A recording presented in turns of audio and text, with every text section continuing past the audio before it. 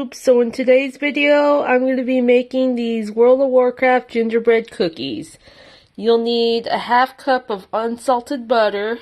I only have salted, so all I have to do is just omit the pinch of salt required.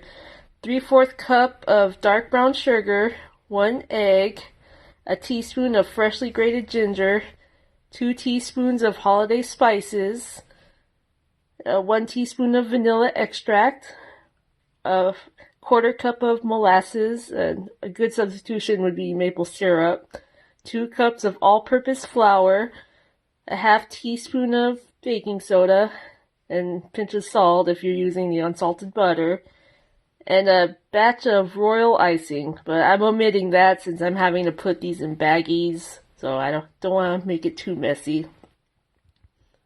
Forgot to mention, a cup of butter equals 1 stick of butter. First, I'm going to mix the butter and the brown sugar.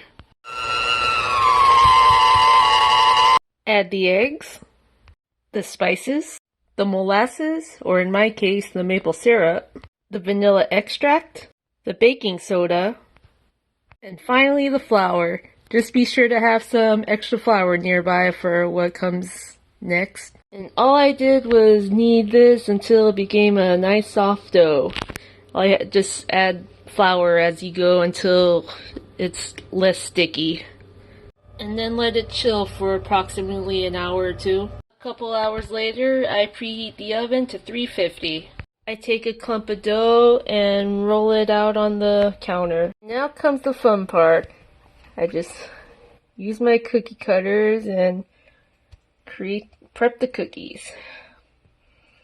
And then bake in the oven for approximately 10 minutes. And there we have it. I have about 5 more batches to go. These are for my dad's cookie exchange. You know, this tradition was started by my late mom, so, and I'm carrying it on. Thanks for watching.